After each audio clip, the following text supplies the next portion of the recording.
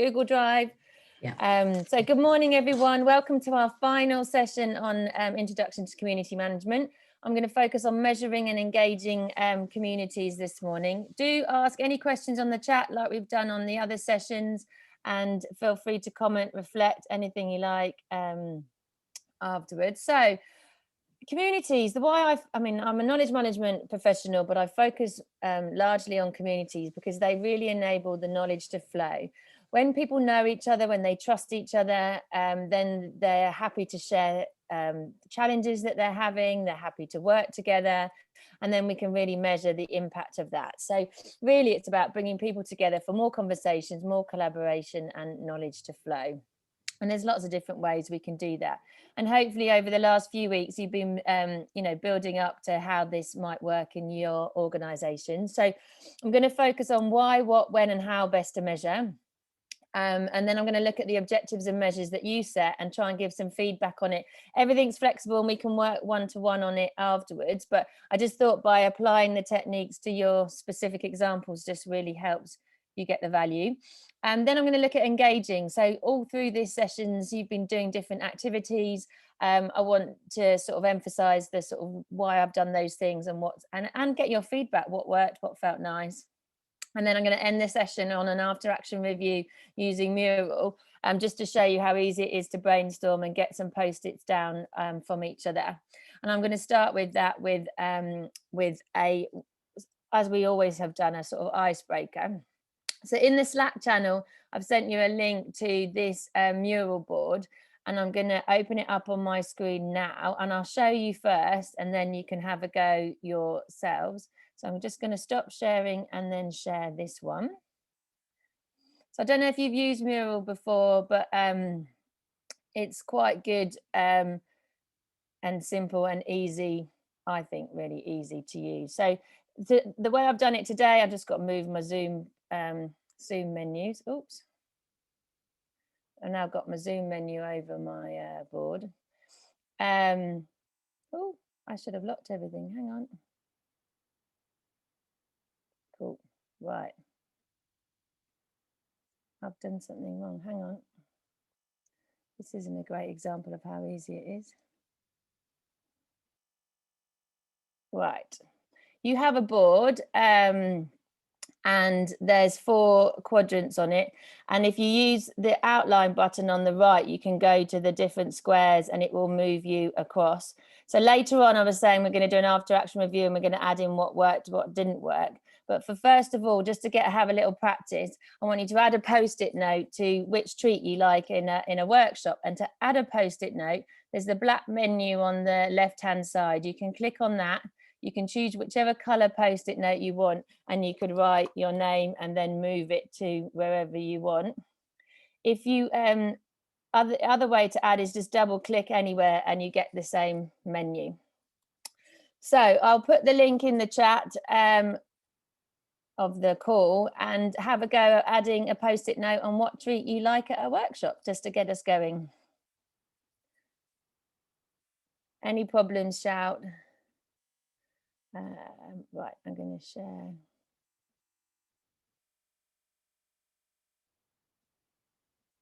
And just in case you haven't got it. Oh, there you go. So I've tried to be, you've got Italians, French, all sorts of people. Oh, coffee. You've added another one. That's great. That was me, sorry.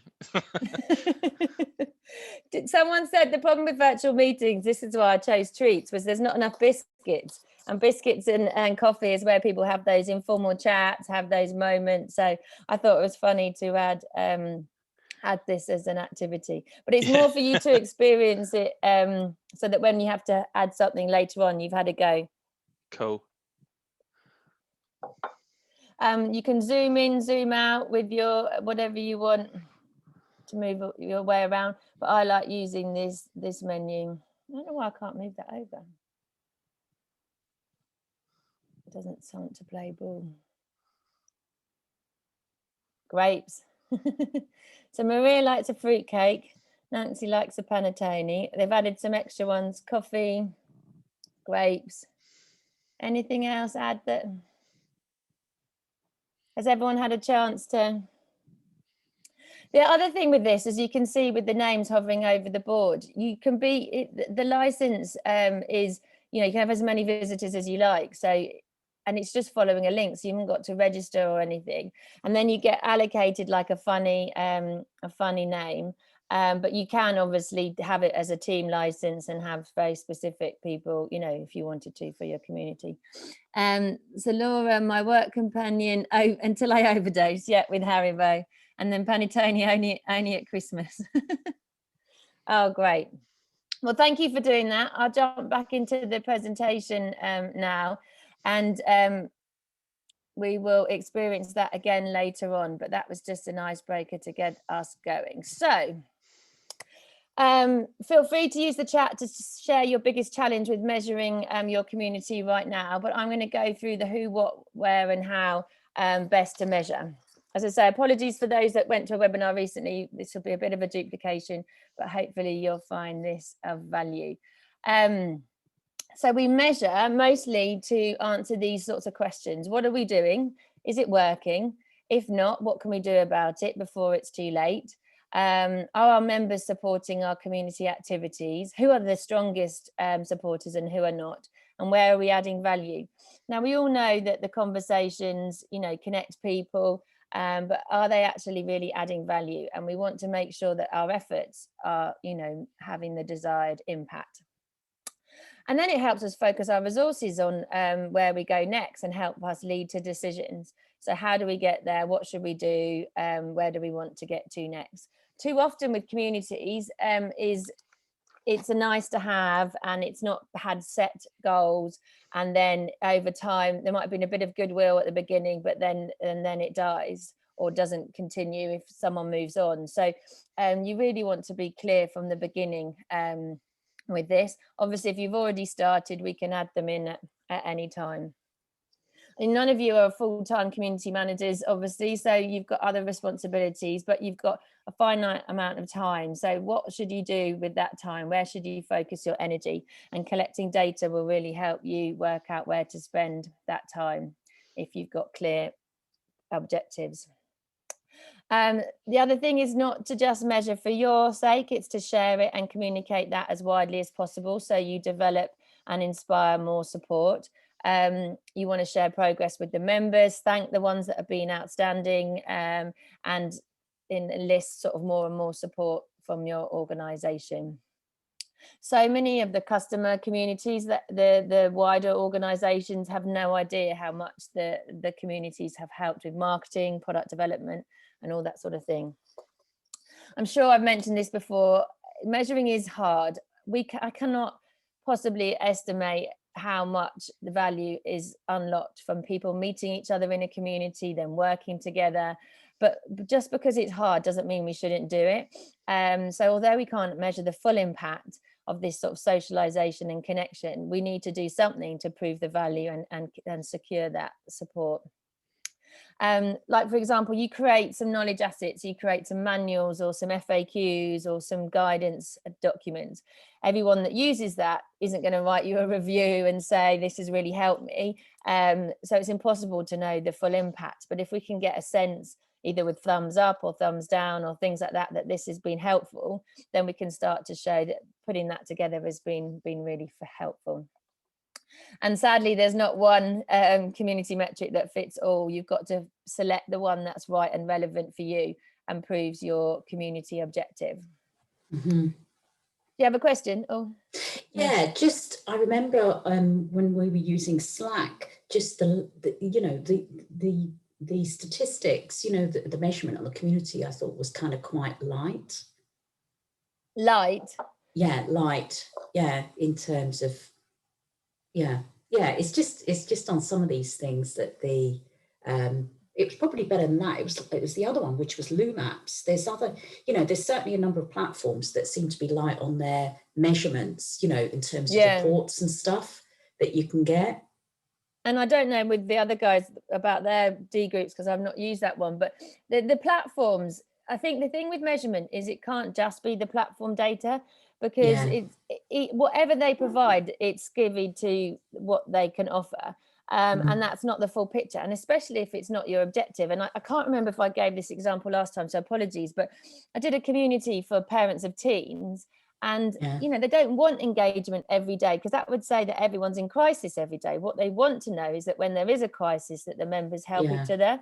So it's more about having time to answer a post, the quality of the answer of the post, not about scale. And whereas the platforms tend to focus on scale, and we'll come on to that because I've got an example of, we don't want growth and not activity. We want people to trust with knowledge sharing communities, and that's what I've focused this on, is the relationships and that people help each other. Okay, thanks. But good point. No, and often the platforms makes people focus on what's only available, and doesn't make people challenge what other things could happen. So no, you're a good point. That's a good point. So what can we measure? We want to confirm a mixture, really. We want to observe what activity is happening on the platform, but we also want to know, you know, people attending events, supporting activities and those sorts of things. But we really want to know whether it's working, and that we can only get that from asking people. So maybe through surveys or polls and things like that. Now, after we've done that, we want to find out what happens next. And this is the really hard part, because there was a webinar on something, or you created a manual on something. What was the real impact? Can we quantify how much time that saved, how much impact that's really had? And that's where I'm going to give you some examples on how to do all of those. So if we just look at the data, this is an example I was just referring to. You know, a lot of businesses go after growth. They just want more and more members. But if those members aren't growing in activity, they might have only been once and never come back. So they're not actually finding any value for the community. So we have to watch this and make sure that, remember the timeline. If the more engaged, the more activity they, you know, the more they trust the process. So we do want them to involve and return, and you know, maybe not comment on everything, but just start participating and reading more and more. Here are some examples of things you could measure for growth. Maybe the numbers who contributed, number of registered, the members returning, and the number of contributors that are still active after 6 months. That's really important. And you might, when I was talking about growth activities last time, if they don't come back again, you might focus on emails or nudges to bring them back, or at least find out why they're not returning. It's obviously not of value. Activity wise, you can have number of posts per active member, time spent. Return on engagement might be the percentage of members who are active every month, number of comments on content, or maybe even downloaded content. Now, the bit that I love is when people start co-creating documents. So if they're downloaded and then they work on it in a small group and then they upload it again, that to me is real value, but it's really hard to measure. Whatever we do, we want to make sure that the knowledge and the relationships are evolving month on month, and that our efforts are working. From our data, we need to look at the trends. You guys know all this, what's increasing, what's decreasing, what contributed to the biggest peak. I said on the Slack channel in one company, it was what people are having for lunch. You know, that was their thing that everyone was interested in, and that broke them into a more regular habit of sort of seeing what was going on. But that wasn't adding value necessarily, but it helped people go to a platform and then see what other value was going there. And then obviously, whatever we're doing, are we meeting our community goals, and can we prove that with evidence? So here's an example. There's a dashboard of this in the toolkit, so you can use that and see more details here. But this is an ideas community, and they wanted to do a lot of crowdsourcing, and then they voted on those ideas, and then they put them into a knowledge base if they promoted them. So it was like a selection decision making flow. So they wanted to measure, you know, other people's going to the events, are they coming, are they generating ideas after that, the forums having any impact, and so forth. And you could see there was different dips. They had a big event in March, and then there was some a big holiday time in August, and you could sort of see what was impacting that. And then this helped us sort of say, look, you know, March got people involved, so we need to do the events to support the activity on the forum. So definitely look at what's working, look what your tools and what your platform data provides, and see if it supports the questions that you need answering. It's very important to talk to your audience and find out how the community is helping them, which is why I was saying, get a baseline, find out what's happening at the moment. Maybe they spend 6 emails to find the right person, and maybe with the community they get answers in hours. Maybe they're getting better quality results from leaning on each other and fewer duplications. Whatever it is, find out how it's adding value, and if it's not happening at the moment, get them to try and quantify it in some sort of time or experience. The hardest thing I put there, feel valued, and this feels productivity. It's really hard, but I know most of the community managers in Cadbury all got promoted, or because they had more exposure and their work got elevated more. They all felt really, they liked being sort of these community manager celebrities, and it really helped them inspire other people to do the same. Other ways are sort of polls, surveys, and I know in the webinar people were like, oh God, not another survey. I think obviously your organisation and your membership. The polls like we did in the Zoom call could be a simple, did you find this webinar helpful? Yes, no, could be your temperature check, or use the chat for real-time feedback. You don't want to over survey your audience, but equally you need some tangible results to know that you're improving. We counted up the number of comments in the chat, which could be an indication of engagement, or it might mean they've been really distracted by the comments. You could look at it in different, whatever it is, make sure it supports your objective. What I do love in the surveys is all the anecdotes. So when people have said, I can now find the right people to talk to. I've built stronger relationships. I've got a wider network. I mean, that's really intangible things, but it's really powerful. It's raised awareness, and I've got better visibility of different things. Okay, so what to measure? We want to connect those things to impact and outcomes. So that's what I said, whatever you measure, you found out from the survey, you might have got some examples, some stories, you want to follow up and maybe keep a record of find out what happened next.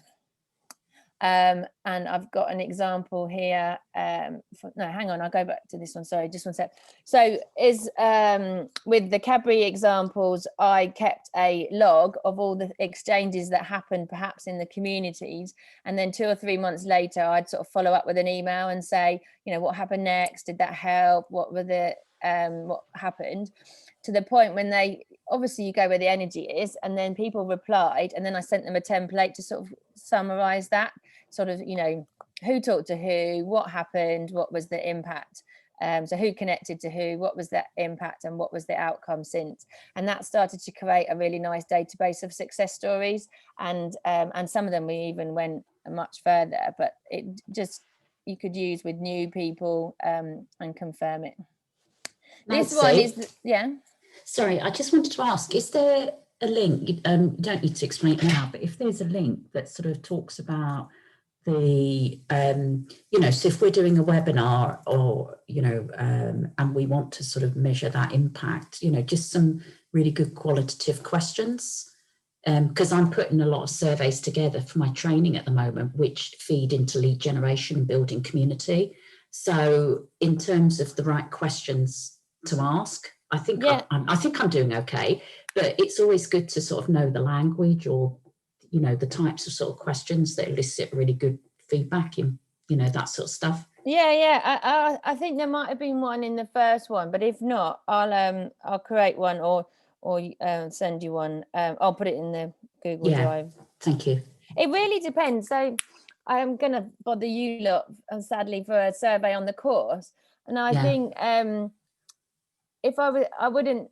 I think for the one I've just done for the community was much more about, look, we've been running for 3 years, should we continue? So it was sort of different questions that I asked, and what the best thing that came out of the one I've just run was asking for volunteers to carry it forward, because there was a change in leadership, and they didn't want it to end, so they did volunteer. So I think depending on what your objective is with the survey, if you'd ask different questions. So if it's like, the training was helpful, what next?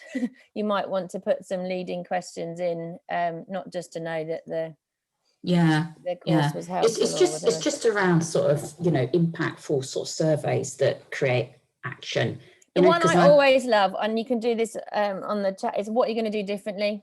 So it's sort of that so what, and then you can see if you've had the desired impact with the training. Because if they're like, oh, I'm going to just carry on, but if I'm going to say no, I'm going to sign up to the newsletter, I'm going to do this, Maria, then you know that you've had the desired impact. So what you're going to do differently. What you're going to do differently after this.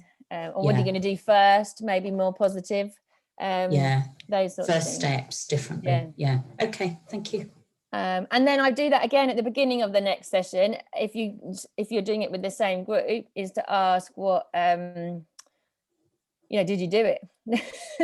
And that's a really nice follow-up on a chat. We've kind of done it in our 3 sessions, but it's really nice to just keep that momentum. And people actually love going, you know what, I really tried that and it worked, and I want to tell you all about it. And it's lovely. Actually, you've given me an idea for my webinar question at the end. Thank you. Hopefully that's helpful. Thanks. Thank you. So the important thing, I keep saying, go back to your goals. And this is why I made you do the document, because if we're not clear on our goals, we can't get the measurements right. So we can't be wishy-washy and say we want engagement. Well, why do we want engagement? What's that actually going to deliver? We need to connect that the engagement's going to deliver value, not just for the organization, but for the company, for the members as well. So I told you about Thermomix last time. They wanted better recipes and they wanted better products. And they had some KPIs and goals on how to measure that. So they wanted more content creation from them. So they tracked the number of content that was created. They gave them support and upskilling on what good content looked like. And then they measured it. And their target was 5% more content every month. And at different times that rocketed and then sort of leveled out, and it had different, but overall they met that target. Increase the number of recipes that went into publication. So this is like the creme of the recipes. They wanted to use more of the customers' recipes. So they tracked that every month. They did that manually from where they knew they'd highlighted their resources. And then ideation. This is a bit on the platform where people could post ideas, and they just tracked that through a data, through the number of posts on a forum thread. So you can be as simple or as difficult as you want, but that really confirmed that the community was adding value based around the core objectives. Okay, so we've got to connect to outcomes, time saved, adoptions of solutions, number of new projects or success stories or documented. TaxLink was a group of accountants and lawyers that are all competitors, they're all independents, and they just couldn't get their knowledge on maybe starting a company in a different country ready really quickly. So what they did is they created a community, whereas if you're from the UK, you created the guidance on setting a company up in the UK, or residency visas, there's one there, all sorts of things.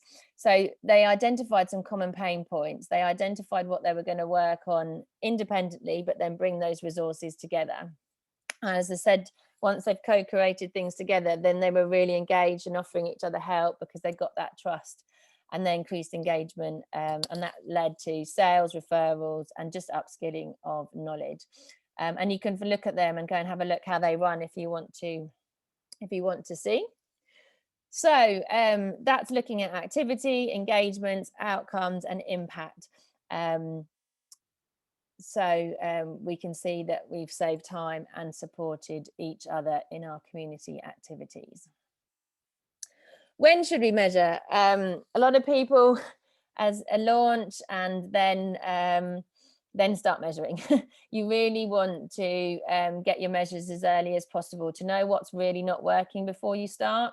Even if it's really negative or doesn't paint a good picture, any data to show that your community has made a difference is really important.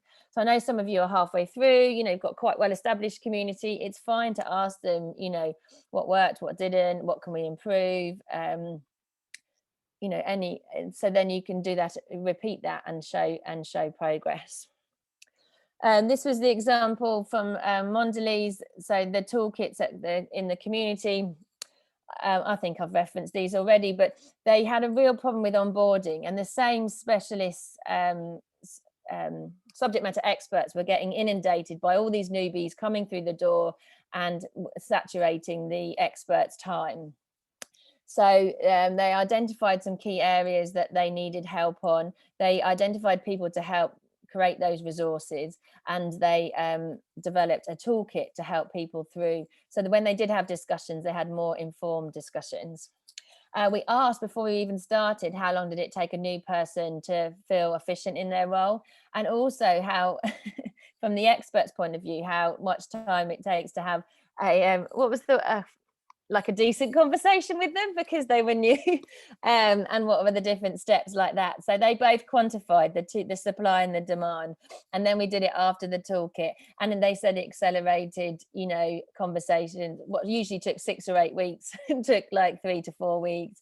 They could sign, the experts could sign people, look, go back and look at this area and then come back and talk to me. So their time was reduced as well, and everyone benefited. So that really worked. Okay, so to confirm, we don't wait until we've launched, piloted, or approved. We get the worst case scenario before we start, and then we share the results with everybody. It's not going to be relevant, all the different details, but we need to share snippets with different stakeholders. So what I would do is map out who your stakeholders are, what they're most interested in, perhaps what you need them to do, and then equip them. So if you need finance and you can confirm return on investment, or you need investment on a new platform, you need to confirm the value. If you need leadership, visible leadership in your community, then give them sound bites on what's working or what they could help with. And then the members need to feel like they're on, you know, in an exciting party, and that it's growing and building momentum. So you need to tell them, you know, number of members that have joined, number of answers to questions that were posted, and inspire that positive behavior. So as I say, often community managers will create one document, they'll share it with everyone. It's not often looked, or it doesn't have the desired impact, which is why I say sort of think what they need and then develop something appropriately. Maybe your team needs something weekly that you can ask for help on, maybe members monthly, stakeholders maybe quarterly, highlight concerns that you need them, and then annually really confirm, well, this time last year we were here, and this time now we are at a different place.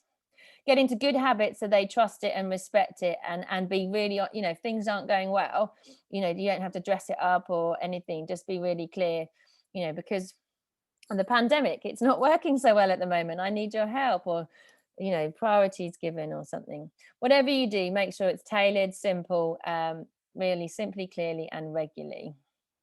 And I think I've got, a couple more examples. Tailor the difference. There's lots of different examples. Infographics make such difference than a report. I mean, you want to engage these people, inspire them. Pictures of the community activities they love, you know, even on these Zoom calls, people are taking loads of screenshots and using the images, you know, especially when you've got a big group, you know, even if they're really tiny images, people can see the scale and the impact of the community in a visual way, which is great. We had a join up news, which again I could put in the as a template, and that was how we shared success stories. It was quite any good apps? Canva, Maria, I always use for infographics. I'm sure there's others, but I think that's free. And then, you know, share those successes wide. Obvious, but not always done, is tag people, you know, in the emails, CC them on the platforms, tag them. So often things get swallowed up maybe by corporate comms, and people don't get a line or identified, and it just becomes, and it makes such a difference if they've been if people have stood out and done something. This is from Severn Trent, and I just love it. Even if you don't have to be as fancy with the graphics, but just something simple about what activity, what have we delivered, have we had any events, questions, but what were the benefits, what were the good things that occurred? maybe the concerns, what issues that happened, and then do next, what we're going to focus on doing there. I love it that it's one page, really simple, and a leader can sort of see what they should focus on, and it sort of starts that conversation on the right point. Here is a so you've learned lots about Thermomix. There's a video here. Again, I ask you not to share it too widely, but it's about, I think it's like a minute and a half, but it's all that data that you saw from the KPIs pushed into a nice little graphic video that was circulated around the company. And I know that's money, and I know, but you can do a lot with some of the different technologies these days. But what happened is suddenly, you know, the product guys or the marketing guys who had heard of it but maybe not always attended every briefing, suddenly were getting could really understand why they should get involved. So videos do help. So good ways of sharing community value: keep it tailored, keep it simple, keep it regular, and keep it clear. So any questions on measurements? There's nothing on the chat that I can see so far. I'll keep going, because what we're going to do now is look at your objectives, and then I'm going to give you some ideas on what I would do. It's completely open and flexible, and it's probably a bit tough to do it in a group, but I thought it might just help me sort of demonstrate what I've just spoken about with your particular examples. But do keep the questions coming if you want to ask anything. Okay, so let's have a look at this one. So thank you everyone for filling it in. As I say, it's just a bit of a to help you crystallize what you're trying to do, why you're trying to do it, and whether you've got the right things in place. Often by doing this, people suddenly go, oh, I need to talk to more people, I need more help, or I can't do this alone, once you sort of realize the size of what you're trying to do. So thank you. Sorry, Laura, I've got all of them in there, but starting with you first, I think, because you probably filled it in first. So you're really clear that you want engagement and you want these mind shifts about the value of community. So my questions here were sort of why, what does the business value, what business value does this bring? What value does it bring to the members? So we might just want to articulate that a little more on maybe knowledge sharing, or, you know, upskilling, or maybe something. It's great if we have that mind shift in communities. What will that do? That will mean more support. That will mean more quality exchanges. I don't know. You just might want to think about that. But I love it that, you know, you're planning to do a plan. You're going to build trust, and then really help spread the word. And we could ask how you're doing that. So I've got a couple of ideas here. So engagement, obviously we want engagement, but maybe what type of engagement do we want? And for knowledge sharing, is it number of ideas? Is it follow-up or successes? And you could probably create something like a poll, like I was saying earlier, in your connection calls, couldn't you? And say, you know, what have you done since last time? And things like that. Culture shift. So when we realize a culture has changed, is usually when we see a lot more volunteers and more pressure to or more people wanting to get involved. Perhaps the quality has improved, or a lot of public thanks. Oh, you know, what you shared last time was really helpful, or that sort of thing. So that might be something you just want to do manually, looking at the way the group is behaving, and then just see if it changes over time.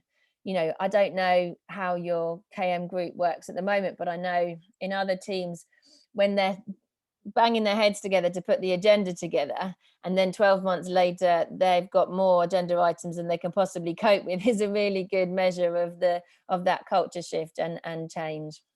And then, yeah, word of mouth, you're getting that buy-in from everyone, so that's good. Now, you asked a really good question. Is there a baseline to evaluate the success of a community?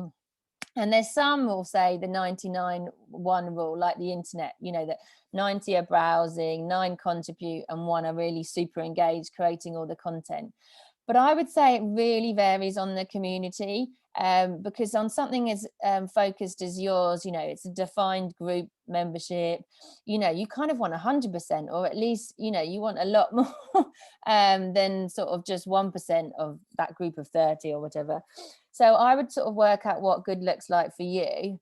And then if by doing a few of these activities, does it make a difference? Because if it doesn't, it might not be worth your time spending that. But for a bigger community, so a more open community, then you could look at that rule. But does that help? Does that Thank you, Nancy. Yes, I'm just looking back at the questions that I've made right now. Yeah, and we'll have more time to chat in the coaching session, but I thought it sort of connects quite nicely to what we've just done, and we're all about relationships, right? So if people don't turn up, they're not vested, they're not interested, it's not relevant to them. So if we can build on that first, then we're going to get more traction and more support.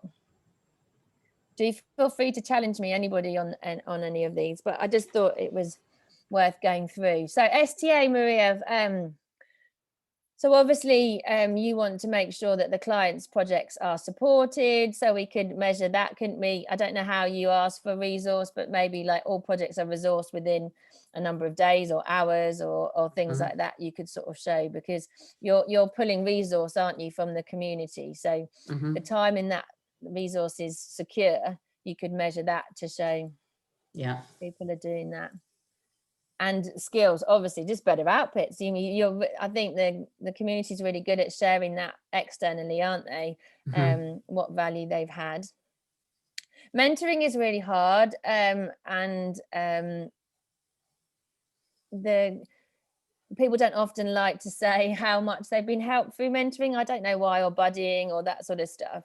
But again, volunteers for mentoring services, maybe getting the mentee to then volunteer later on to be a mentor is a really good measurement to show. So I don't think people continue if they're not finding it of value, but for people to articulate that, they really, in my experience, just really, really struggle with that. So maybe if they have they normally have a set number of sessions and have some sort of qualitative feedback after their 6 sessions or something with a mentor. Yeah, no, that would be great. Have those exchanges been of quality and helped? And, what could help next time? Yeah, sort of things.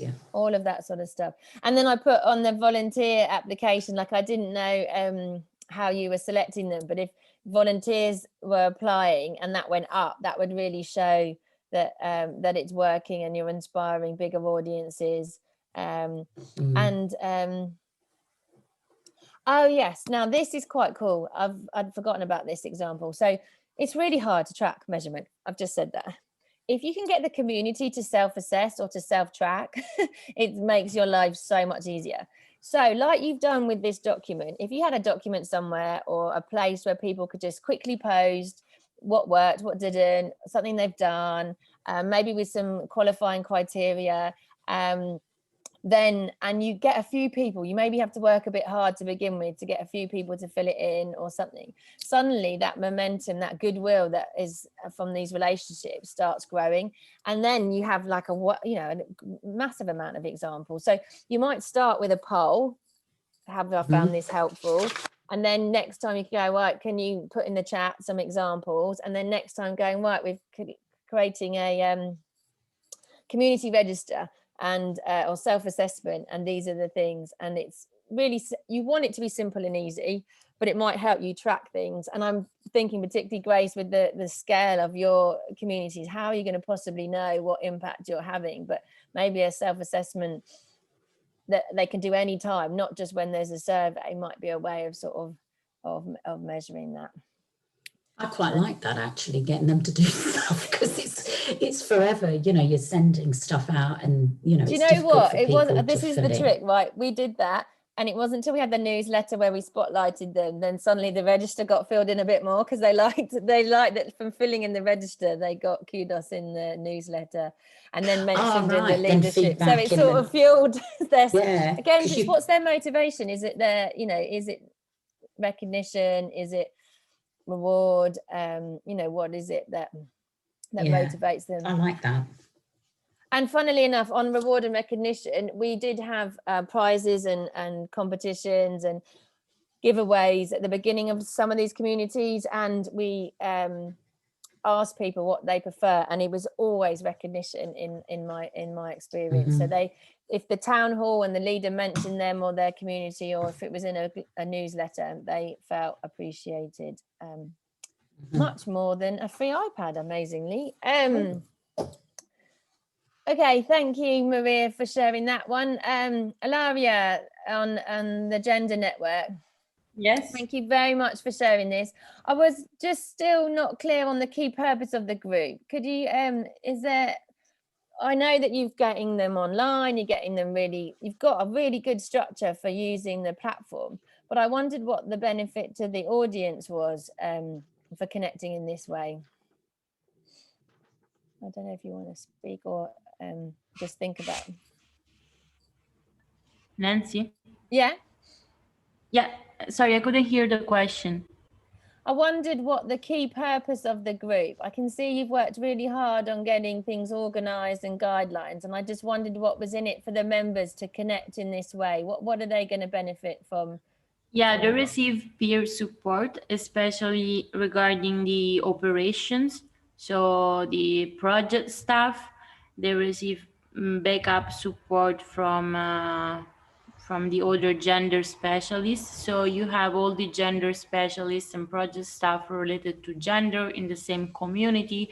And when a project starts, they usually organize clinics related to the project, or on how to draft a gender strategy. So they usually are there to receive any news on gender issues in general, but also to receive practical support in operations.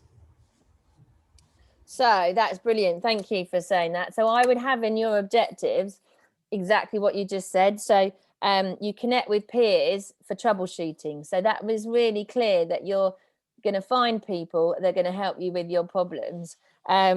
You're going to reduce duplication because they've got templates, they've got strategies, they've got expertise that will help you reduce duplication, and then accelerate whatever projects you're working on in gender. They're going to help you accelerate by being through this community. And I think if you've got those three, or whatever you determine, really clear objectives, then you can measure the right things to show that, the number of peers connecting could be a measure. The number of people asking for help and getting help could be measured. And then feedback, maybe more qualitative. Has it helped them? How have they impacted it?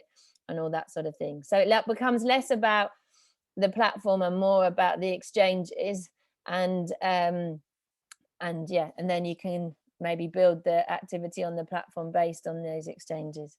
Does that, I feel like this is a bit cruel in committee, but I'm hoping that this is sort of helping you connect with each other. Thank you. Is that okay? Thank you, Ilaria. And as I say, we can develop this more independently. So thanks, Grace, for yours. Just added some measures here and thought just the quality, maybe that's what you're aiming for, isn't it? That this practice is improving from connecting in this way, and they're solving stuff together. So that's great. So I just put some ideas, number of posts. I know it's a mix, isn't it, of internal and external people. You probably have got bigger momentum maybe with one or other. So maybe that would help, because I know that's one of your goals, to increase outside, number of successes, like you said, and then the feedback, what's happened with those relationships and outcomes.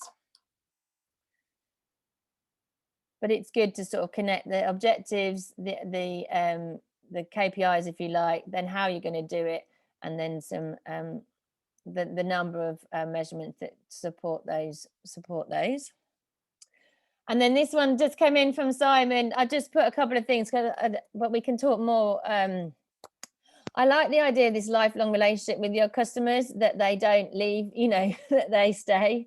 And I don't know if there's any loyalty measures that you currently have, and to know whether the community has changed that. But I like, but obviously what's relevant for you. And then referrals, obviously, as people experience so many benefits from this, if they're referring to other colleagues and other people they know, that would be a really way to prove Yeah, that. it's interesting you say that, actually. I mean, it definitely retains us customers as they move across different organizations. And it definitely, I'd say we've probably had actually less referrals through it and more just, it's easier for me to ring someone up and say, you know, what do you do? Who do you speak to? Why don't you get involved with what we're doing? And then all of a sudden we get a call from their HR and they're a customer. Yeah. So, you know, if you can lead with something that's helpful, even if it's fairly informal, it changes the dynamics quite a bit. So that's a really good point. You could map out your customer journey and show, you know, where the community has enabled that to accelerate and where it hasn't. And it might mean that you'd focus on, you know, the different parts of your business at different times, the consultancy or the resourcing or the, you know, whatever. Yeah, exactly. But no, I mean, this has been helpful to think about it, because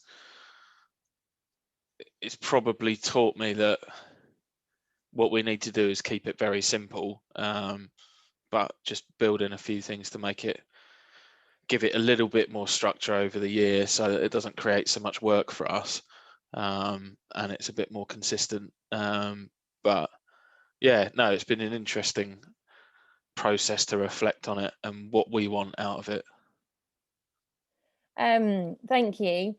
I think I think that's the important thing. Focus on less and do it really well, and do what's relevant for your audience. So there is, I said, 240 different things you could do in a community. Focus on the things that are going to be right and relevant for your group, and then measure and confirm progress. And if not course correct, you can change at any time. They say the worst mistakes I see in communities is people get into habits, they've been doing it the same way, it's a bit nice and friendly and all that sort of thing is good, but it's not delivering impact and outcomes and developing new knowledge or sort of thing. So if it, obviously you could just have a community for communications, but if you want to get to the knowledge sharing and the asset creation and that sort of thing, then you've got to elevate it to the next level. Yes, there are templates for customer journeys. In fact, Miro, we're using Mural today. Miro is really good for that because I think it's already, you know, it's a tool that you can add things online. But there are other ones. I'll send something afterwards, Maria. We do customer journeys, member journeys, anything, project workflows, anything you can map out and see the steps in your business and then see where community might be able to focus on something, onboarding, knowledge from a project, you know, where does that go? There might be obvious things in your business that community would tap into. Actually, I'm in this business that I'm working in, we're using Asana, which is like Trello. It's fantastic, absolutely love it. So I suppose just seeing some examples of different types of customer journeys and how you map that out, I could sort of put that into Asana as a way, you know, so we're doing the webinars at the moment, and what I'm trying to do is to track people that are coming back and are looking for, you know, more seminars. They're interested in us, so we want to retain that, because either that could be another training session, which could lead to consultancy work or placing consultants in that business. So sort of mapping out, you know, how effective that seminar, that webinar was from the point of view of, you know, from that, who's actually engaged. And what happened next. Yeah, so it'd just be interesting to just see different examples, so and then I think could probably map it up. There was the map of the ideal customer journey. That one, right. Yeah, that's in there. And That's the Firmenich but I've done one. that. You know, it's lit. The European Central Bank, you know, was their KM and legal department, and we mapped out just their basic workflow, and they identified so many opportunities, and then we prioritized, and then we focused on 2 or 3 things to make them more efficient. And it was something as simple as the way they asked for research. the research isn't coming back from the researchers good enough, apparently, according to the lawyers. And then we're like, well, have you ever given feedback? Have you ever? And then they co-created a template to ask for that help, and it just improved the whole work, the production in the department. So anyway, I must keep going. So that was your objectives and your measures. I hope by connecting to your content, that just helped you a bit, but I'm very happy to, you know, in your one-to-ones to take that further, because if nothing else, I want you to be really clear at the end of this course, what you're trying to do, why you're trying to do it, and then have the right tactics to help you grow your community. So back in the beginning, I asked, you know, what are your priorities? And measuring was definitely one of them. And the other one was engagement. So I'm going to spend a bit of time now on engagement, hopefully just reaffirming what you've experienced the last couple of weeks. So and sort of connecting what that felt like from you being part of it. It's really important, if we're working virtually now, to see each other's faces. Even if everything is online with a forum, get people to change their profile pictures, get people to, you know, share a bit about themselves, so we can connect in that personal way. These are learnings that I've done recently with a survey, so it just felt really relevant. Asking the audience what they want, what's changed, what's different, giving people an opportunity to talk in a smaller group. I don't know how you found the buddy sessions last week, but just a few minutes can really have a powerful impact. Having a clear agenda, and then following up on agreed actions so that you're a trusted, you are trusted. Just going to move this out. So whatever your community needs, maybe focus on the events and engagement where members can build relationships before, during and after any particular activity. So profiles, sending a link to everyone's profile before a meeting, showing people who, you know, who's coming, just helps people get to know and trust the group. There's some few tips which I know you guys know, but it just helps being really clear who the audience is, what this was particularly with webinars, what they're facing, how you're going to address them in the meeting. Sort of really be specific in your topic, what's in it for them, why are they coming? And if you don't know, then ask. Try and have a really clear purpose for every community activity. You know, what we're going to be deciding something together, we're going to be doing this, just so they're really clear. Confirm what's expected. You know, ideally have your cameras on, feel comfortable to ask questions in the chat, and then decide obviously which channel you're using and why, and all that sort of stuff.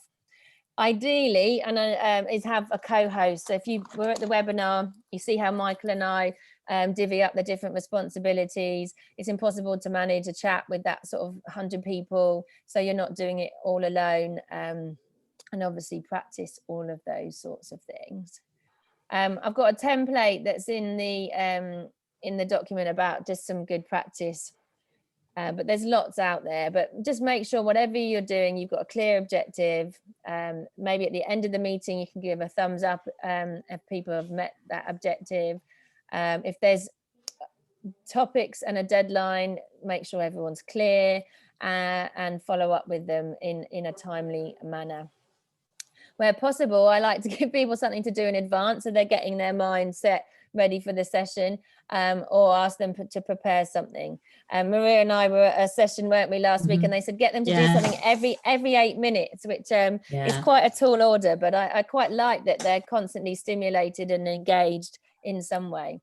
Whatever you're doing, it impacts everyone, so you want to, wherever possible, involve everyone.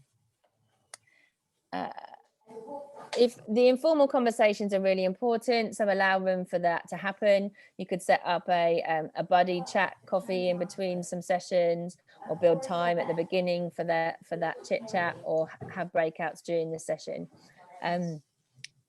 With the way we're all working now, we're really missing that one-on-one time. So if we can create it, it really, really helps. Okay, so some things to try in the meeting, and that, yeah, there you go. There's the link to the checklist, which is in the folders. Warm welcome. Feels always a bit uncomfortable, maybe, especially with a group that have never met, but I've done it each time. You know, hashtag hello, maybe how you're feeling, what can you see, what's the weather like, would you rather, raise your hand, something really simple that people can get involved in. right from the beginning. We did the number of years, didn't we, that you had work experience, especially with a group that haven't met, and even a group that have met and know each other. Something simple that make people, you don't know what they've just come from, getting my kids on the Zoom and then getting them back in the room, focusing on what's happening. A really simple icebreaker is really cool to start with. Be really clear what collaboration is involved. So I've said to you, you know, there's going to be an activity using Mural. We're going to need your input on what's worked, so that they're already anticipating getting involved in somehow. Polls, you know, I'm a big fan of polls. Obviously Zoom has them built in, but you can use any of the other ones as well, just to get a sense of some consensus or some differences. They're just great to bring a group together. I don't think I've role modeled this very well, but they say with webinars it should be a 24 point, you know, on the text format, and have really big images, so that people can follow easily. And I've put way too much content during these sessions, but especially when if English isn't the first language, really try and use big images, signposting people through their journeys. It's all obvious stuff. I know you know this, but it does help with the engagement. Here's an example halfway through of my 8 points. I change the font often to bold of what's coming up next, and you know, unbold of just normal, which I've already covered. Sometimes with my long presentations, people feel a sense of relief that we're getting near in the end, but whatever you find comfortable, signposting really, really helps. We did a lot about chatting and questions asking last time, but what I do is I prepare all my questions in advance, have them ready to go in the chat or on the platform, and just keep asking, you know, what do you think went well? What are you going to try? What are you going to do next? If possible, start getting your volunteers to ask those questions, so it's not always the community manager, and then equally ask of the speaker, maybe ask them some questions in advance, or so you're getting a balance of it's not always what you think. Breakouts, obviously they're really simple on Zoom, but you can use them on Teams. You just need to set them up in advance. Give people clear instructions, what's going to happen, how long, what the countdown is.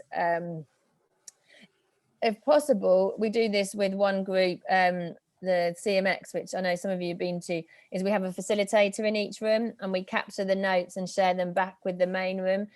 We also put that in a document for the people that couldn't come. It's a bit administrative, but actually it makes a real starting to get quite a valuable resource from all of the breakout sessions, which helps. A couple more then. Mural, which we're going to play with a bit more in a second, but there's whiteboard you could use. You could just use a Google Doc that everyone has access to for adding, you know, their thoughts, their ideas beforehand. Whatever you do, you want them to try and co-create something and really give them something visual that they can see that they've contributed to. And then finally get them real-time feedback, you know, listen to them at the end of the session, what worked, what didn't, what could we, and confirm. What I like, what works really well is if you say, we're a community, and you said, Nancy, what really worked was the templates, and then the next time I say the templates are there, you know, you can sort of confirm that came from a member's voice, and you followed up and you've delivered that, so they feel they're getting heard, and you're reflecting that in your actions. Afterwards is, as much as you possibly can, write up a summary and share it within 24 hours. People, it doesn't have to be really long, but just to have some sort of summary and links to further resources or the speakers or something like that, and some ideas for next time to really help them trust and confirm the progress. I know when we get back to normal work, it's sometimes feels like, because the event's done, we don't need to do as much, but it doesn't, it's really important to sort of do that. Okay, so engaging. So you talked a lot about engaging. particularly maybe with some existing communities that had lost a bit of momentum, and maybe some that have moved to a new platform, maybe like with the IFAD ladies. What I would do is really focus on a couple of activities, be it questions on the forum or an event or something that they can do together, based on maybe your research, and then evolve them. So you can prove that by getting involved, by being engaged on this activity, it's delivered something else afterwards. So don't do engagement sake for flooding. And that's what I don't know with the Slack channel, you know, sometimes it just feels like noise, doesn't it? But then sometimes it's really a value when Grace shared, you know, that there's really valuable things. So think about what's right and relevant for yours, try a few things, see if it works, and then continue. I hope that helps you. Yes, no, any questions on engagement? Any thoughts or reflections? No? All good? Okay, I've got a few more bits and bobs to do. What I'd like to do now is the after action review. Now, this is a bit self-indulgent, but I thought it was a good thing to try. On the mural board, I've asked some questions on, from the course specifically, what worked, what didn't, and what should we do differently next time we run it. And what I would love is a post-it note from each of you on each of the 3 areas, on one suggestion on each. I won't necessarily know who's put the post-it up, so feel free and open to say anything you want. It's not, it's more about having that experience and seeing in a couple of minutes how much we can add to it. But it would be great to see your view as well, because it will help me evolve my program as well. So if you go back to the link that I put in the chat to the mural board, and there's 3 questions on the menu. Can you see that now? What worked, what didn't, and any new ideas. So to remind you to add a post-it note, you can either go to the black menu and add one, or you can double click anywhere on the board and add one. So I'm going to give you 2 minutes to do that, and I'll be quiet for a second. Thank you. I'm going to stop sharing and let you do it.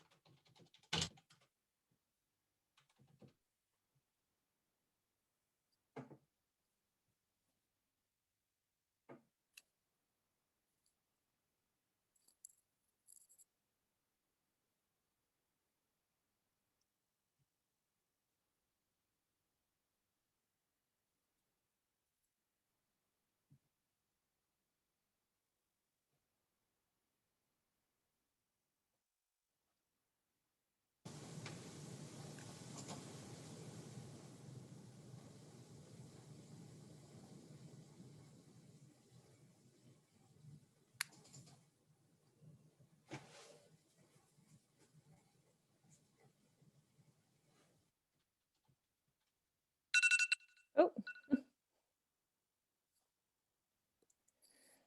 that was 2 minutes. How are you feeling? Do you need a bit more time, or is that More enough? time. I mean, you'll have a chance to fill in a survey as well. This is more to All experience. right. Okay.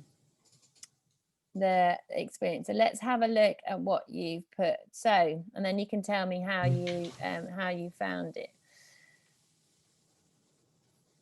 So if we go to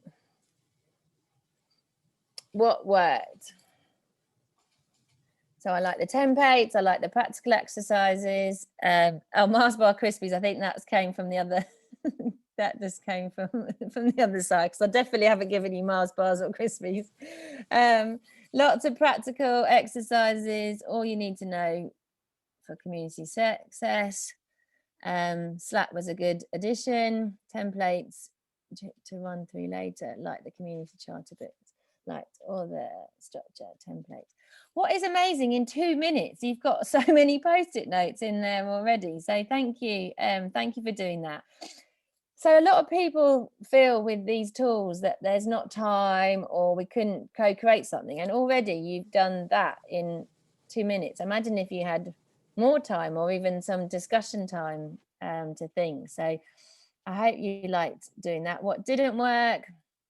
Need more time to connect with each other. Yeah, I think you all said that you liked that last week. I think I'd definitely try and build that in more next time. Do add more. There's whatever you want, please add more suggestions there. And then let's have a look at this one. So what could we do for next time? I got lots of good ideas. It'd be good to get a library of successful and failed communities to learn from. We used to do that at Feverby. I'm not sure that's the thing with communities is a lot of them are often behind a firewall or registration, and so many of them I can't share with you. You know, so that is, it would be good to have more ones. Be good to do quadrant of platforms. Okay, platforms, there is, I can definitely send you something. There's 2 resources out there from CMX and Feverby, and there's about 100 platforms. So, but they've done some data about what they all do, why people use them. So I can send you that. Would have had more one-to-one sessions. Yeah, I think people have enjoyed those. We've obviously got, with all of you, we'll do one after the sessions. Breaking down learning such on Teachable. Okay, I need to have a look at that. Learning platform to help people learn. Yeah, that's more e-learning, isn't it? That's what you're talking about, isn't it? No, that would be good. Yeah, another day to give the exchanges. Yeah, cider. Yeah, that would be good. Great. Well, I'll keep them coming. This is all amazing. So on the process, filling in, I'm going to stop sharing that and just look at you all. How was that filling in? Bit sensitive because I'm asking you for feedback. You had 2 minutes to do something. How was it being put on the spot to do that as a co-creation activity? Actually, that was fine once you got your brain in gear. It was sort of fine once you got the one idea out. It's sort of the other things kind of keep flowing. And yeah, you can start to see the sort of commonality, can't you, when you do the brainstorm in terms of some of the common threads through. So what you could do is then do a voting session, and you could prioritize if this was a community and you'd put loads of ideas on what we should focus on, you could start voting and connecting, and maybe then get people to put a hand up to say, look, I'm going to do the mentoring, or I'm going to do so I used this as something like this whiteboard, or somebody else used it, so they facilitated when I was early in the STA, sort of looking at some of the initiatives, and we did so we had about 12 people in a group, and she used a whiteboard in terms of, you know, sort of looking at sort of ideas and breaking them down into segments. And from that, I was able to then identify some of the sort of priorities for the initiatives. And out of that came the knowledge portal in terms of building that static website or whatever within Atlassian where people could go for information. So from that was able to drive some of the initiatives around the community. Great. Yeah. And Laura, you're nodding, and Ilaria, I know you both used Mural at IFAD, haven't you? And you found it useful? Yes, I've been using it for like 6 or 7 months right now, and we're looking into having a corporate license. We feel the ICT department wanted us to be testimonials since we're using it for meetings. Just some of us, and we're trying to find out if at the corporate level others are using it as well. So maybe, and it's a good. I'm trying to convince them that it's also a good opportunity for any division actually in the organization to use in regional meetings. And since we're so decentralized and we need that collaboration to make meetings could be quite lengthy, it just breaks. And gives opportunities for people to engage in a different way, and you have to also be open to this type of structure, and it's easy to use. So you learn pretty quickly. We don't need to look at manuals or take training courses. Yeah. It's really and there's no time for that. But yes, I really like Morale. I find it really where I've seen it work the best. And again, I'm not a mural expert, is giving the community first to vote on some topics that they want to break out and discuss on. And then I've done a quadrant on each of those discussions. And then they've added to their name the number of the quadrant they want to discuss. And then put them in the breakout room with other people that want that same thing. They then brainstorm ideas on that topic. They then vote on which of those topics they want to deliver, and then they volunteer to deliver it. So they've gone from asking them, what do you want to do? And it just being a blank piece, to actually going, well, I'm only interested in finance KM, say for Simon's group. I want to be in that group. I'm going to add a 1 to my name, and then the person puts them in the breakout room 1. They all put their ideas on the 1 area, and then they vote using the voting, and then they volunteer. And I just think it's incredibly powerful when you can't meet face to face to actually steer and co-create new knowledge. So I wanted you to experience it, and probably a bit selfish to make you do it on the course, but it's also really, really beneficial to me. And all your ideas are incredibly useful, and I will let you know what I apply. I think the balance is always time, isn't it? Do you give people like four sessions, longer 2-hour sessions, or is that too much? But anyway, I'll let me reflect and learn from all that. We've got one more activity before we finish, but I just want to emphasize some key messages throughout the whole series, if you like, is wherever you are on your journey, there's not one magic recipe for community. The magic recipe is listening and adapting to your community and being agile to do that. So wherever you are, really research, build relationships, and review progress. Remember those building blocks. Make sure you've got support on all of those sorts of activities, and don't try and do too much. Really try and focus on a few things that are right and relevant and for your community. That's my front doorbell. So just a sec. How you can manage that is to lead the way. So you be that engaged ambassador for your knowledge sharing community. Really be seen to walk the talk and seen to share and encourage others. The more you role model those behaviors, the more the community members will as well, especially when they're saying thank you. The thanks is such an important activity, and the more it sounds silly, but the more you do it, the more people share, and the more they feel valued, and the more they will share. And then acknowledge and publicly praise, especially those ones that are outstanding, those founding members that we've identified. Give them highlights and celebrate that they've been there from the beginning, or have helped revitalize a community, or the first to volunteer. Really give that public praise will really help. So in essence, the strongest and the highest value community activities meet the ever-changing needs. And that's the hard part, is just having the time and the energy to keep exploring what they want. But if you measure and share progress, then hopefully more and more seeds in your community will grow, which is what we've been talking about all the way through. So to end, I want to finish on a little quiz. So I'd love you to have maybe another device like your phone or something. And I want you to visit kahoot.it. I'm going to show you this screen with the number. One sec. Now, I don't know if any of you have used Kahoot before, but it's another quick, fun tool. So on your phone, if you go to kahoot.it, you're going to ask to choose a name and put in a pin, and that will help you all join up with the same game. You can choose a name. You can be creative as you like. You can be you can let it spin and it will choose, or you can be as discreet as you like, whatever you want. I'm going to be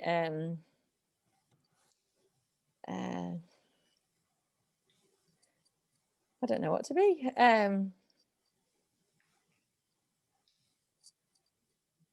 Actually, I'm not even going to play because then I'll get distracted. Okay, so how many of us, has everyone managed to get logged in? Anyone had any problems? I think we're one more, aren't we? Yay. Okay, so this is the trick. You're going to have a question on the screen, and there's 4 possible answers that are coloured, so red, yellow, blue and green. On your phone, you'll have an option of one of those colours, and you have to select, based on the answers, the colour on your phone. So if you think the red one is the answer, you click the red square on your phone. Is that clear? I think so. You'll do it once and you don't get very long to answer, which is where it gets exciting, I think. So I'm going to start. There's only 4 questions, but it will be a bit of fun. So time is the exciting bit. So where do you look first to see if a community is working well? Red is review the discussion forums. Blue, review the community measurements. Yellow, talk to leaders, or green, review other communities. And you can select that on your screen, and when everyone's answered, then if not, it's 20 seconds. So if you miss out, and it's fastest fingers first, so you get more points if you answer quickly. So there was pressure. Yay! So review the community measurements is right. So we can see here who's on the podium board and who's got the most points. So we've got Jock at the top with 780. Does everyone get it? Yeah, no, I think so. It's a bit of fun and with an important message. Okay. Next question. If the data confirms the community is not meeting its objectives, what should you do? Survey members, develop a busy and detailed plan, run a big event, or ask a group of members to volunteer for new activities. I think there's one more. No one's telling me they're having any problems with it. Is it all working okay? Yeah, no, it's fine.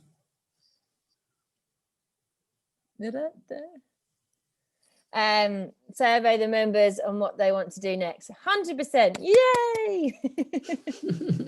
That was good. Let's see if the scoreboards change. Oh, we've got a couple of movements, but Jock's still at the top. We've got 2 more, okay? If you have a group of active members, what do you do first? Ask them to create more content, thank them for their efforts, ask them for ideas on future content, or ask them to moderate more. Can you hear the music? No. I think it's just coming on my headphones.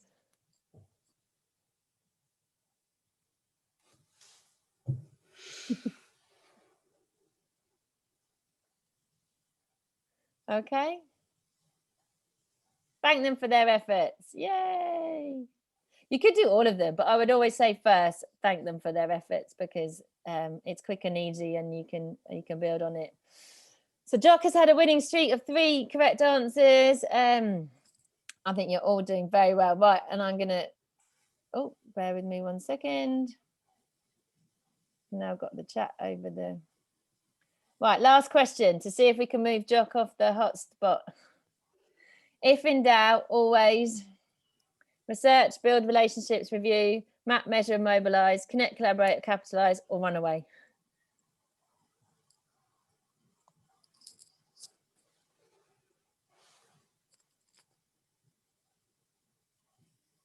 Three, two, one. Yay! Research, needs, build relationships, and review. So let's see. How is the ending? Well done, Laura. Came third. Ilaria, woo, came. And first, got 3 out of 4 right. Yay! Okay, I'm going to stop sharing and just look at you all again. Now, that was a bit of fun, but had an important message. What do you think you could have done differently when you're short of time and you've got a challenge like that? What could you have done differently to get more 100% right? You had 30 seconds to answer a question. What could you have done differently?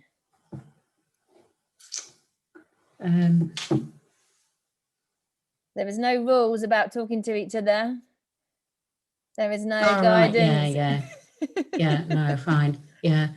So as soon as we're under a quiz and we're doing a focused timed event, we feel we've got to have heads down and play independently. And I know I've given you a tool that is giving points out for, for fast, but it's a really important message that when we've got pressure, we immediately go to doing it by ourselves. And actually the mentality in a community is ask first, ask and just see, and maybe as a community manager become more of a facilitating those questions and answers rather than delivering those sorts of things. So it was fun because it was sort of reinstalling the key messages from the whole course, but also with an important message. So do we like that, or we all just of course we had to play a game? I really like that for our sort of general sort of quiz sort of things. You can use it. It's really good for people are so competitive and people like, so you can do it on, what we've covered in the last year. You can see what messages were understood.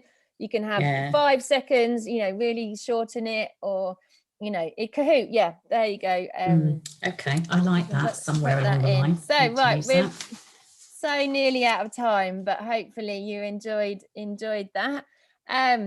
So what's going to happen next? I am going to send you a certificate. Sadly, it is a PDF and not a physical certificate. I'm not handing it to you like I normally do at the end of these sessions, but just to award your participation throughout it. Thank you all for loads of contributions, questions and support. I'd love you to respond with a date and time for us to have our next one-to-one, ideally the 8th or the 5th, any of those weeks. Give us a day and time. And I would love to talk more about your specific situation. And then after that, if you could complete a really short survey just to give me any more insights that I can learn and develop from. We've got the Knowledge and Community Network, which will stay. You could carry on using the Slack if you want, but ultimately I want you to grow really great communities for you and your organizations. So thank you. Any questions, reflections before we close? What you exhausted? Are we good? Do we have everything we need? Yeah, no, I think that's a real sort of good basis, especially the sort of templates, because everybody's in different stages. So you can sort of reflect on where you are and sort of go through that and sort of, and sort of build on where you want. And I think it's also sort of useful having some sort of tool sets, templates to sort of build in, to build the community and also sort of do that engagement piece, brings it all together, I hope. And I think just the sort of connections as well, sort of connecting just to see what people are doing and if they're doing something similar to you and sort of sharing those journeys is sort of useful to understand that. And I do appreciate all of you share. I mean, you've never met each other and you've had to share like what's working, what's not working in your organizations. And I know that's odd in a public place, but I do really appreciate you being really open and honest with everyone and just trying all these things, because I think the more you try it, you feel like, well, actually that poll wouldn't work in our organization or that breakout wouldn't, but actually maybe something else would. So yes, so answer your question, Grace. All the recordings are on YouTube. Maybe so when the Slack has finished, I'll do an email with all the final links, so you've got everything to refer back to. I've got no problem. That will be available to you guys. I don't know if indefinitely, until my Google Drive says I'm full and I've got to pay for more. I don't know, but it's there for you, you know, for you to use. And just keep the conversations going. The Knowledge and Community Network is a really informal group. We talk about whatever people are interested in. So, you know, ask the group anything, share anything. We just don't want anyone to not suffer on their own. But Michael and I were both the only person in our businesses focusing on these sorts of things, and you might be the same, and it's just a bit lonely, and we just want to make people feel. And then from that, the course came out, because I used to do this in person, and then people said, well, we're not going to get to anything, Nancy, can you do it? So that's why I've done it like this time. So right, we are completely out of time. Any thoughts, anything, final words? Happy? Yeah, that was very good. Thank you. Thank you. Lots of ideas and things to think Lots about. of ideas. Thank you. Thanks, Nat. Thanks, Nancy. Really appreciate this.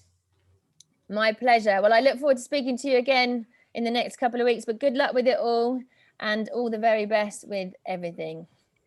Nice to meet everybody. Bye. Connecting. Bye, guys. Yeah.